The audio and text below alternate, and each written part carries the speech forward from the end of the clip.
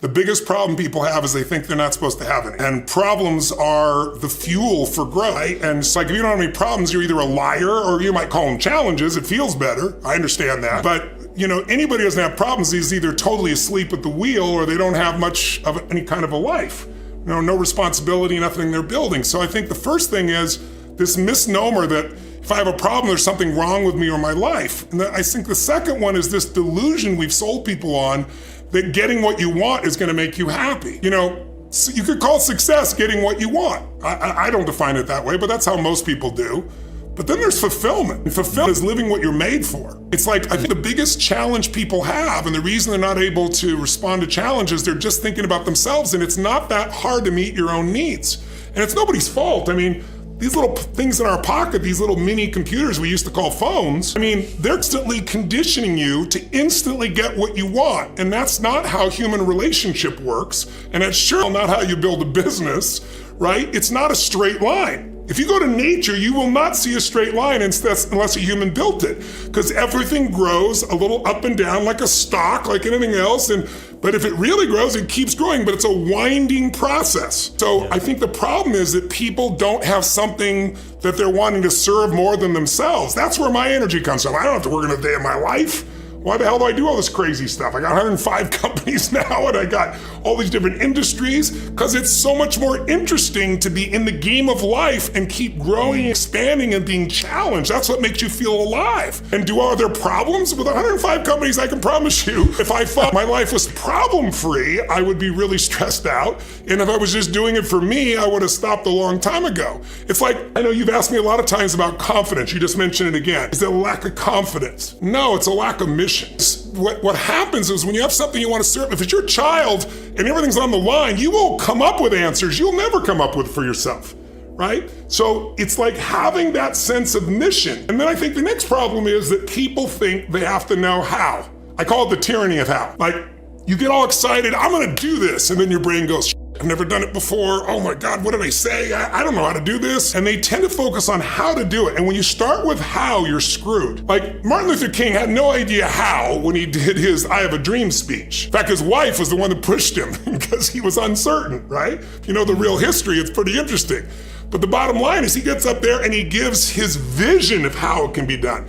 He talked about what needs to happen and why. If you can figure out what you want and why, and you get strong enough reasons that'll drive you late at night, it'll get you up early in the morning, and the reasons are different. Some people do it for nitty-gritty reasons. Jim Rohn used to say, because some guy told him he borrowed money from this finance company, I forget the name of HFC Finance, whatever the hell it was. And, he hadn't been back since he borrowed the money, And so they're calling him in those days, they could harass you in ways they can't today, right? But embarrass him in front of his neighbors. And Rohn, his first real chunk of money he told me he made because it's like, he set this goal. It was his nitty-gritty reason. His reason to get rich was so he could go down and pay this thing off. And he said he went to the bank and got it all in cash and in small bills. And he bolted into this little HFC, finance place. And the guy who borrowed the money was the fourth best back. And he said, I walked up there, I opened up this brief, and I dumped all the money all over his desk in small bills. And I said, count it, it's all there, I will never be back. He was startled because I hadn't been there since I borrowed the money, right? But he did it for nitty-gritty. Some people do it for their kid. Some people do it, we'll almost all do it for something more than ourselves. Some people do it because they like winning, right? I know that about you, right? It's like, I like winning. I like being the best at what I do. So I'm not gonna settle for less than that. Why would I, right? So you gotta find your reasons. But if you know what you want and you get a big enough why, now you'll figure out how to do it. But if you start with how, the small brain, the fear brain, goes, oh shit, I don't know what to do, I don't know where to go. I don't know what to do 90% of the time either. I know what and why, and then I try something. It doesn't work, I try something else, and I'll do something else. Now I speed it up by learning from the best. So that's why, Money Master the Game is a perfect example. My companies, at the time were $100 million companies. I had one $500 million company. Now we're doing $7 billion. I took what I learned from these guys, I applied it not only to my investing, I applied it to my own businesses. Why do I reinvent the wheel when I just learned from the best on earth? Somebody's that can tell you that little 2 millimeter thing that changes everything. So my life is really about learn from the best, but I don't start with the how.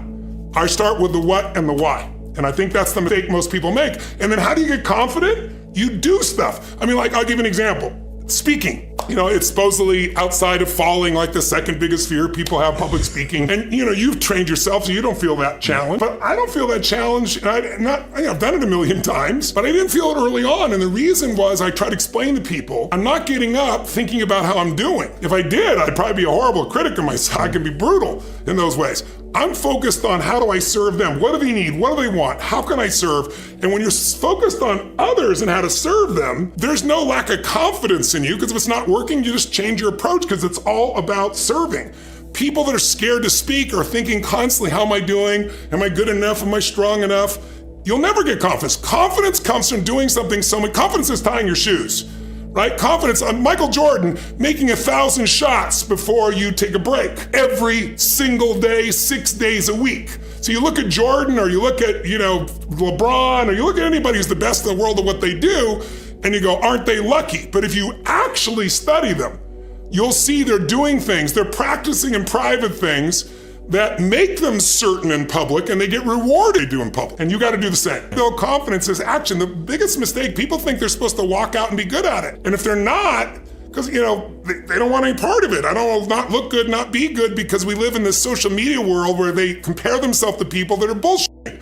I got a friend that owns a gym, and we laugh about this all the time. He says, Tony, at least 2 or 3 times. First time he told me this, I couldn't believe it. But I saw it happen one time when I went to go pick him up. We were going to lunch, and he goes, look at this. And these people would come out, a woman or a man, they both do it, and lay out all this stuff, take 1 million pictures of themselves, and then leave. They didn't do any workout whatsoever. That's the bullshit social media, and filters on pictures. And so people compare themselves to not other humans, they compare to people others' bullshit story.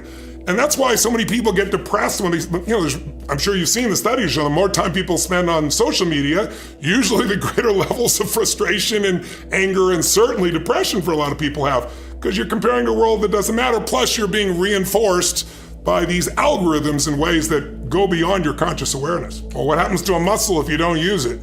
We say you lose it, you don't actually lose it, but it gets weaker and weaker, as you well know, right? And what happens the minute you start making demands on it, especially if you haven't made demands in a while, it doesn't take much to see real muscle growth, right? And so it's like if you constantly live in fear, your world gets smaller and smaller, and it tends to get more fearful. Like, who's more fearful? Someone who's broken 10 bones in their body and healed them as a kid, or someone who never broke a bone? You know the answer is. The kids that are overprotected are fearful all the time. But if you've gone out in the street and, you've gotten in a fight and, you busted your arm or your hand or finger, or you played football or whatever the hell it is, or boxed or something, now it's like, I'm not afraid of that crap, because you've lived it. And there's no substitute. I always tell people, a belief is a poor substitute for an experience. You think you know what China is, but I take you to China, you have a little different experience. And so almost everything I do is give someone an experience. That's the reason, I did the firewalk, I still do, but did for so many years. Before that, I used to do skydiving, but it's hard to get 15,000 people above the sky in New York in the middle of the night. So I had to come up with other tools, but the firewalk was, again, giving you an experience of something that seemed difficult or impossible, and then you get yourself to do it, and your brain goes, wait a second, if I could do that, what else can I get myself to do? That psychological shift is the most important shift that people can make. It's a shift in your identity. We all have a way of identifying ourselves. We have a way of labeling ourselves. So most of us came up with our labels based on how we behaved. But really smart people can do stupid things. Really nice people, mean people can be nice. And so if you judge yourself too soon, and most people's identity, their labels for themselves, who they think they are, has been based on their past, and often many years ago. And so they don't update it. So the metaphor I'd give for identity is like, it's your comfort zone. It's not your goals. So if you took a temperature in the room and it said 68 degrees is my comfort zone, physically, emotionally, financially, I want more in my relationship. I want more physically, energy-wise. I want more financially in my career, but this is what I'm used to. And so what happens? People stay in their comfort zone for the most part. And then let's say something happens and you dip. You're a 68 degreer, that's your mentality, and you drop down to 62, 61, 60, somewhere around 60 or 59, the heaters kick on and go, whoa, whoa, whoa. You're a 68 degreer. What the hell are you doing? We've all experienced that. All of a sudden you go, I'm not going to live like this anymore. I'm not going to be in this relationship. I'm not going to be fat like this. Boom! And you get this drive and you start to change. But what most people don't understand is it happens on the upper end too. Meaning, let's say you got momentum, you start crushing it, you start doing even better than you think. You go from 68 to 70, 88, you're at 98 degrees. Financially, emotionally, spiritually, whatever the metaphor is. And then what happens? You're going to say, hey, your brain goes, who the hell do you think you are? You're not a 98 degreeer, right? Get back to 68. And if nothing else, the heaters stop, you lose your drive, and that'll drift you back. And not enough, the air conditioner can kick on, and you start to kind of sabotage yourself till you get back to your comfort zone. So unless you expand your identity, change is temporary. There's 3 decisions we make every moment of our lives. The first decision we're making is what are we going to focus on? Right now, there's millions of things we could focus on. People listening could be focused on what they're doing, whether it matters or not, a million things, right? But we only focus on a small band of things, and whatever we focus on, we experience in life. And so the first decision, what to focus on, I know what he focused on. He focused on that he had not fed his family because he kept saying it. But then the second decision you make as soon as you focus on something is you give it a meaning. Is this the end of the beginning? If you think it's the end of a relationship, you're going to behave very different than the beginning. Is this person dissing me? Are they challenging me? Are they coaching me? Or are they actually loving me? Whatever meaning you create produces emotion, and those emotions control your third decision, which is, what are you going to do? And I tell you that because he focused on didn't feed his family. The worst part was the meaning. The meaning for him was, I'm worthless, decided to leave our family. That day I had a very different experience. I focused on there was food, what a concept. But then secondly, the meaning is what changed my life. It's why I'm sitting here right now. The meaning I got was, wow, strangers care. My father always said, we grew up in an environment on the other side of the tracks, quite literally. And, I thought it was a wealthy community. It was a lower middle class community, but compared to us, they were wealthy. And my dad would always say, no one cares. And it's like, I had evidence that someone cared so much and they didn't even want credit.